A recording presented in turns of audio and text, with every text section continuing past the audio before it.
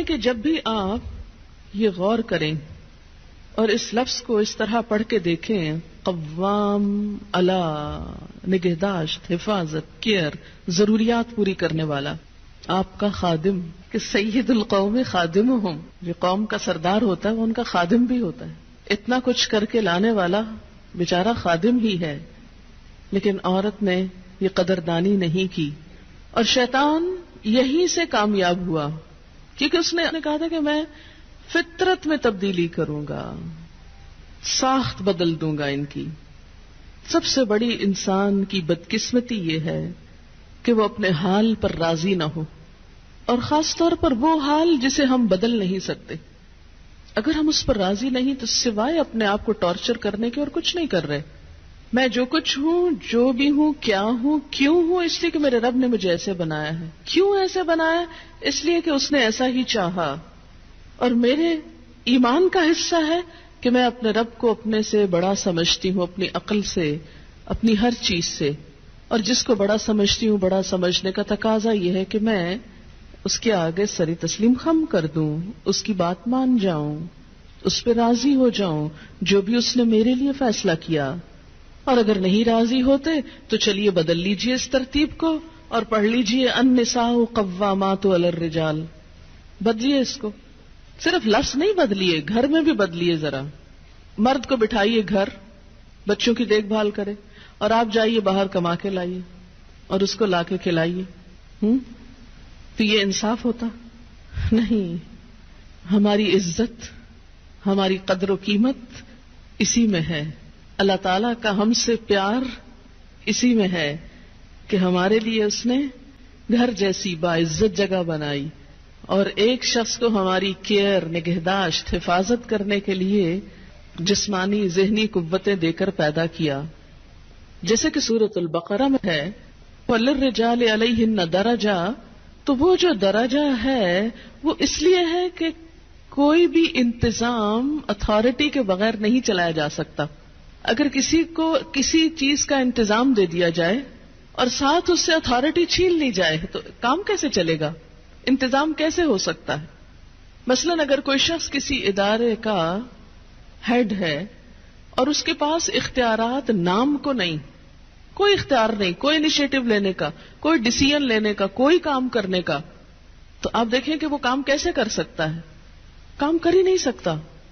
تو اللہ نے جب مرد کو قوام بنایا اور ان کے لیے ایک درجہ رکھا، گھر کی کنگڈم میں انہیں ہیڈ قرار دیا، تو اس کے لیے ضروری تھا کہ ان کے پاس اتھارٹی بھی ہو.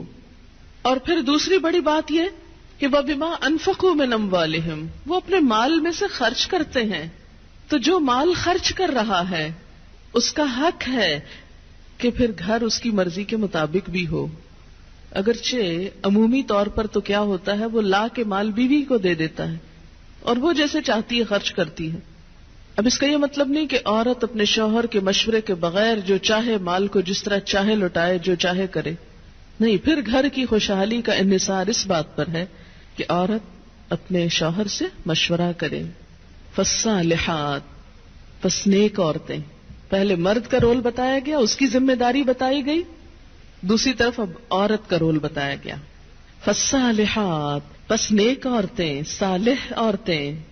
ان کی سب سے بڑی خوبی کیا ہے؟ ایک نیک عورت کی سب سے بڑی خوبی قانتات، اطاعت گزار ہیں، بات مانتی ہیں. قنوت کا ترجمہ دو چیزیں ہوتی ہیں، ایک عاجزی اور ایک دوام. عاجزی کے ساتھ اطاعت اور مسلسل اطاعت. یہ نہیں کہ جب کوئی مرضی ہو، مقصد ہو، کوئی ضرورت ہو تو خوشامد کر لی اور اس کے بعد تو کون اور میں کون. نہیں. فالصالحات قانتات، نیک عورتیں شوہروں کی تابعدار ہوتی ہیں، اطاعت گزار ہوتی ہیں، فرما بردار ہوتی ہیں. اس کی وضاحت نبی صلی اللہ علیہ وسلم کی ایک حدیث بہت اچھی طرح کرتی ہے. ابن ماجہ کی روایت ہے، آپ صلی اللہ علیہ وسلم نے نیک بیوی کی خوبیاں بیان کرتے ہوئے فرمایا، مومن کے لیے خوف خدا کے بعد سب سے زیادہ مفید اور باعث خیر نعمت نیک بیوی ہے. جب وہ اس سے کسی کام کو کہے تو خوشی سے کر دے، جب وہ اس پر نگاہ ڈالے تو اس کو خوش کر دے، یعنی بیوی کا حال حلیہ بھی ایسا ہونا چاہیے کہ جو شوہر کو خوش کرے، نہ کہ گھر میں میلی کچیلی اور ساری زیب و زینت بازار کے لیے. اور جب وہ اس کے بھروسے پر قسم کھا بیٹھے تو وہ اس کی قسم پوری کر دے. جب وہ کہیں چلا جائے تو وہ اس کے پیچھے اپنی عزت و آبرو کی حفاظت کرے، اور شوہر کے مال اور اسباب کی نگرانی میں شوہر کی خیرخواہ اور وفادار رہے. تو یہ ہیں ایک اچھی بیوی کی خصوصیات جو نبی صلی اللہ علیہ وسلم نے فرمائی، جو اس آیت کی بہترین وضاحت کرتی ہیں. نمبر 1 اطاعت. اور اطاعت میں کیا کہ کوئی کام کہے تو خوشی سے کرے. اور نمبر 2 اگر وہ بیوی کے بھروسے پہ قسم کھا بیٹھے تو اس کی قسم پوری کر دے. اور اس اطاعت میں صرف یہ اطاعت ہی نہیں آتی کہ وہ کہے کھانا لا دو تو لا کے رکھ دے، اور وہ کہے کہ بازار چلو تو ساتھ چل دے. اس اطاعت میں شوہر کی جسمانی ضرورت پوری کرنے کی اطاعت بھی شامل ہے، جسے بعض اوقات بہت سی پڑھی لکھی خواتین اپنے حق میں ایک ظلم سمجھنے لگتی. ایک دفعہ کہیں میری ملاقات ایک خاتون سے ہوئی، کیمبرج یونیورسٹی سے انہوں نے لاء میں ایم فل کیا تھا.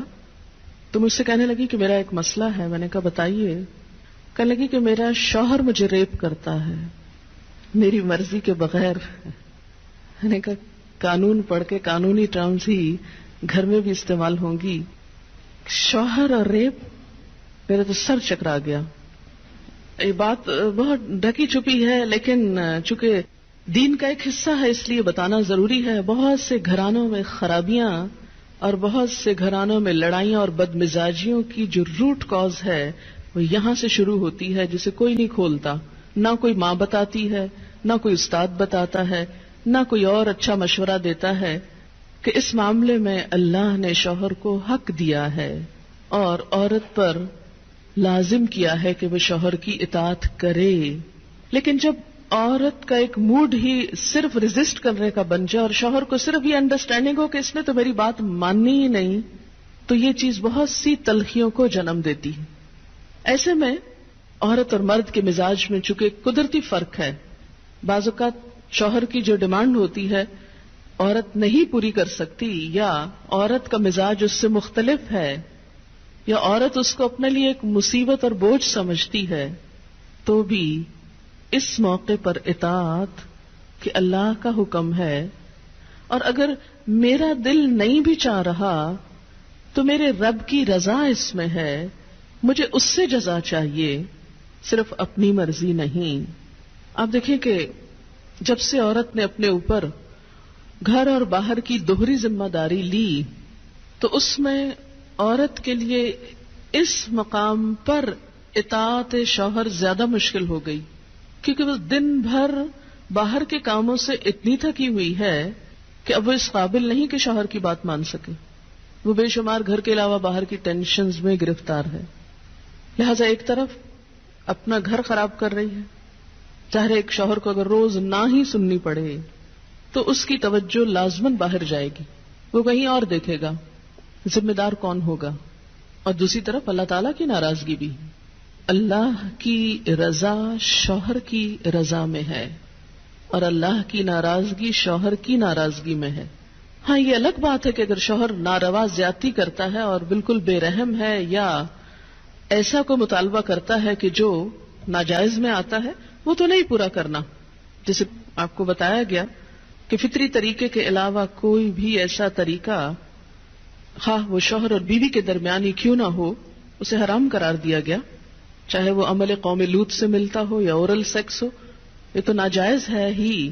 لیکن فطرت کے دائرے میں، اور اس میں بنیادی چیز جو باہم کاؤنٹ کرتی ہے وہ باہم ایک دوسرے کے ساتھ کوآپریٹ کرنا ہے، ایک دوسرے کے مزاج کو سمجھنا ہے اور ایک دوسرے کے ساتھ تعاون ہے.